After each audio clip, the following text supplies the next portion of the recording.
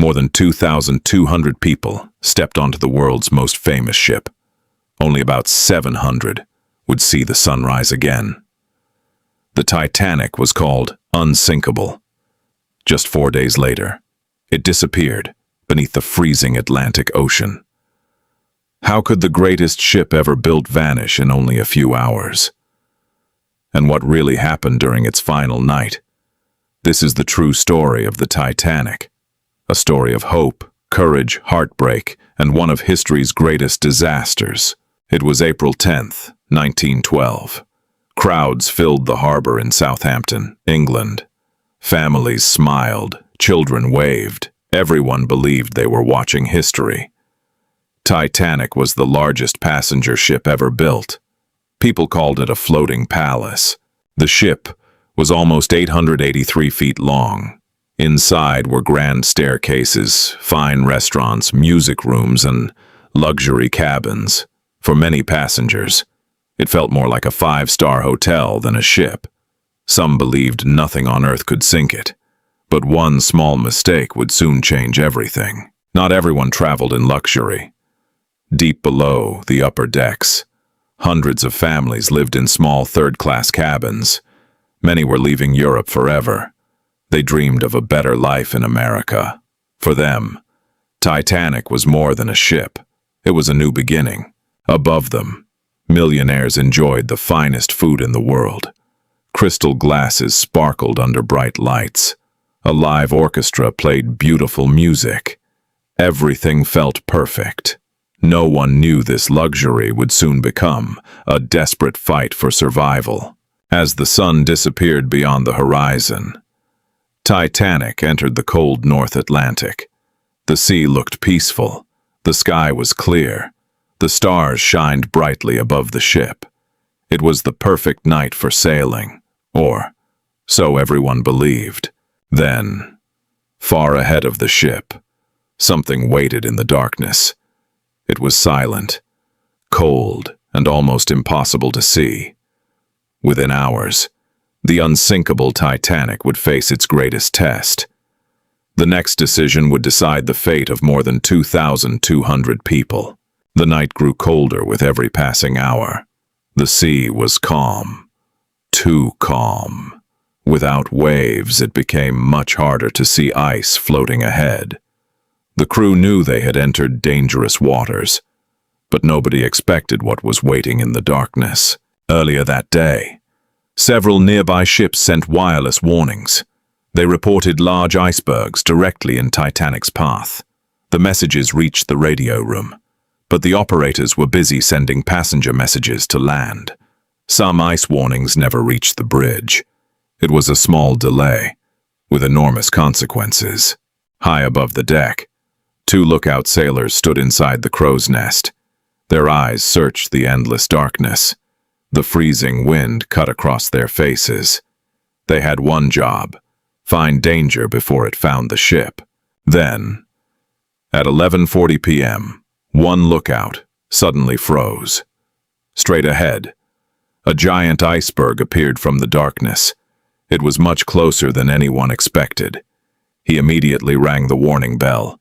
3 sharp rings echoed through the silent night. Then he picked up the telephone. "Iceberg right ahead."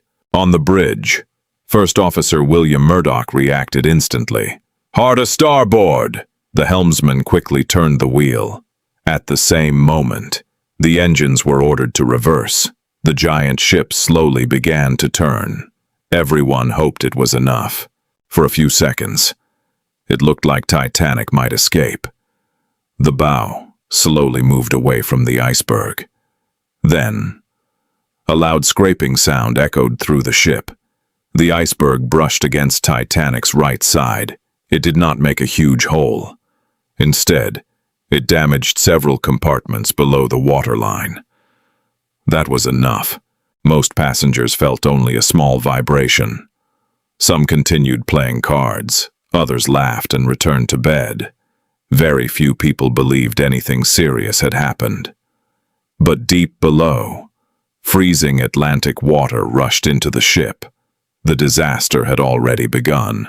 Captain Edward Smith quickly met with the ship's designer, Thomas Andrews. Together, they inspected the damage. After only a few minutes, Andrews reached a heartbreaking conclusion.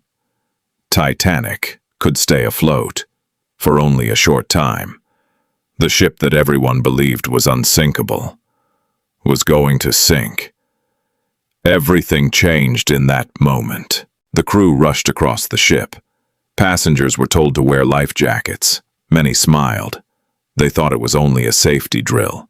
No one imagined the danger was real. But below the decks, freezing water kept rising. Soon, the first lifeboats were lowered, but many left half empty. Some people refused to get in. They believed the giant ship was safer than a small wooden boat. It was a heartbreaking mistake. The ship's band made an incredible choice. Instead of running, they stayed.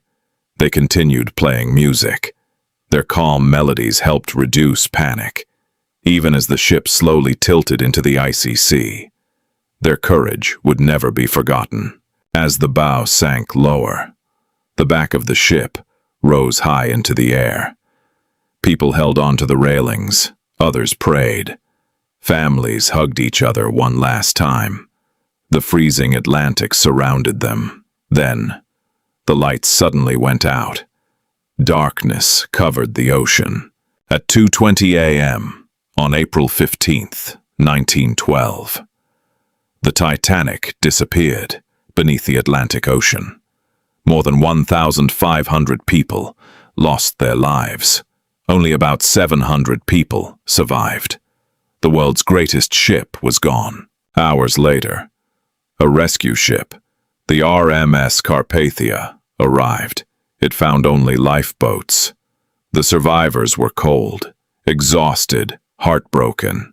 The Atlantic Ocean had become silent again. But the story of the Titanic was only beginning. More than 110 years later, the Titanic still rests nearly 12,500 feet, about 3,800 meters below the Atlantic Ocean. Its story continues to inspire books, movies, and documentaries around the world. It reminds us that even the greatest human achievements are not stronger than nature. The Titanic was called unsinkable. History proved otherwise, and that is why the Titanic remains one of the most unforgettable stories ever told.